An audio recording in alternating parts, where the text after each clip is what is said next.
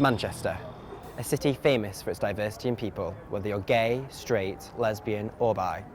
However, despite cities like this, there's one sexual orientation that's going missed and unrecognised. This is asexuality.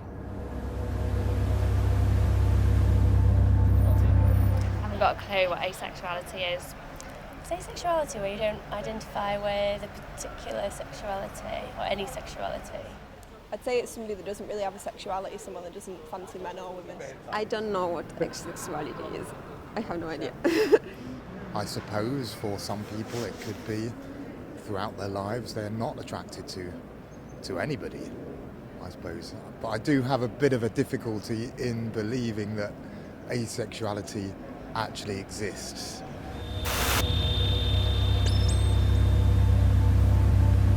The most common definition of asexuality is when you don't experience sexual attraction to other people. Asexuality is sort of an umbrella term for people that don't experience sexual attraction. I think the term can be used very broadly. Obviously there's a basic definition of someone who has a lack of sexual attraction towards someone, but even within that there's so many different categories. I would say that asexuality can be sort of a wide range of things. It's not just you feel no sexual preference whatsoever. It can mean you only feel a little amount and only on like rare occasions, or if you're after you've formed an emotional bond with somebody, all that kind of stuff. It can be quite wide ranged. If you are asexual, you do not experience sexual attraction to other people, which doesn't mean to say that you don't enjoy sexual acts yourself. It's just you do not necessarily want to do them with another human being. But asexuality itself is a very broad church with a lot of different people identify differently to how they perceive attraction, romantic attraction and sexual attraction to other people. So it's difficult to pin down. I've been identifying as asexual since I was 14, which I think is a lot earlier than most asexuals do. And it just kind of was a case of, I knew before that I wasn't sexually attracted to other people. Yeah, before I knew what asexuality was, I was lost, I think. I knew I was different. I knew I was different as a teenager, definitely. And it's only as I've got older and it's sort of got more obvious that I'm the way I am, that I realised that, yeah, I am different. But yeah, growing up, it's a lonely experience, I think, when you don't fit. When I was 14, it didn't seem like a big deal at all. It was quite scary at first, coming to terms with the fact that I wouldn't be looking for sexual relationships, and it's like, well, when I'm 30, what am I gonna do, with my life? But I got over that pretty quickly. I did start to seek support when the reality of sexual relationships set in, and when people showed some genuine sexual interest in me.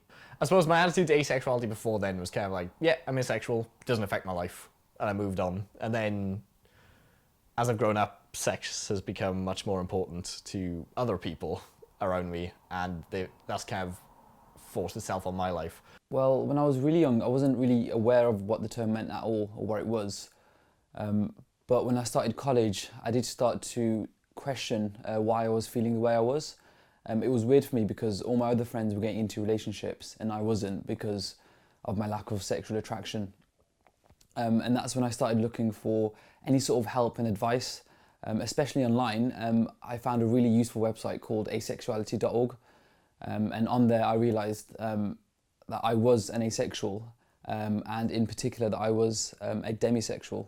Basically what that's known as is you only feel sexual feelings towards someone after you've formed like a strong emotional bond with them. So usually that's after you've been with a partner for a while and you've got that close. That's when you start to feel those feelings. I think being a demisexual, it can affect my social life in some ways. For instance, I do tend to avoid nights out quite a bit because it can make me quite uncomfortable seeing my friends pull other girls or boys, and I don't feel like I fit into that sort of group. I wasn't going to sleep with someone just for the sake of it. So I went for years and I didn't have any sex at all, or boyfriends, and all my friends were like, what's wrong with you? You're a weirdo, this. You need a bloke. Or do you need a woman? And I'd just be like, no, I'm all right. But I always knew there was something, just didn't know the name for it.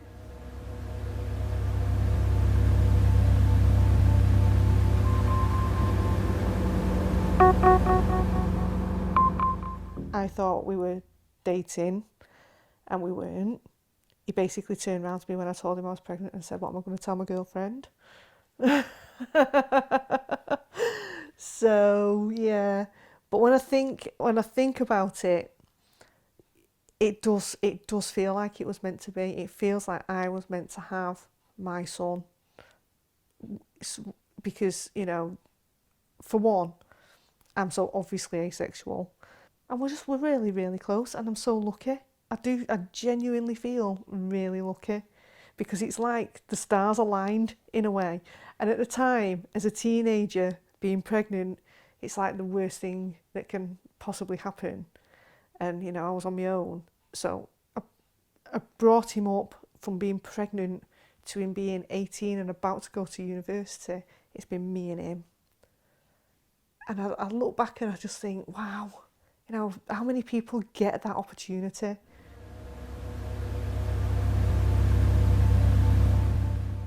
I think the biggest issue has to be that not a lot of people are aware of what asexuality is. But even amongst the people that do know what asexuality is, a lot of them don't realise that there's a broad spectrum of categories within that definition. I think that the asexual community is starting to follow in the wake of the trans community, definitely. As we said, there's a lot of media attention paid to the trans community at the moment, but quite rightly so, because they've been overshadowed for too long. And it's my hope that the asexual community will be the next group that that receives this kind of attention. I think asexuality will become a lot more commonly known thing. I wouldn't exactly say that it's get more accepted in the fact that it's not exactly unaccepted now, but I think people will just know about it a lot more because they'll have actually heard what it is, and so people are like, oh, okay, when someone tells you that you're asexual. I think we're at the very edge of exposing it. Yeah, I think we're right at the beginning of something, of education, yeah, definitely. I think there's a long way to go. There isn't really there didn't seem to be a pressing need for asexuals to out themselves, and I think that if there was an active community, as there seems to be sewing itself together, then asexuals would definitely start to celebrate their own sexuality and come together. And I think that is happening gradually. I know that throughout my adult life, you're given diversity checks whenever you make a job application or a university application. They always ask you sexuality. And for the last 8 years or so, I've always had to tick the other box on these forms. And in the last year, all the forms I've received actually do have an asexual box under sexuality. So I think it is becoming more known about, and it's probably due to community action and people who are raising the issue. The main thing I found here is that the 1% of people that are asexual want and need to be recognised. No, they haven't gone through the same prejudice that the transgender community or homosexual community has gone through. However, they still need exposure, and that is the most important thing for the asexual community today.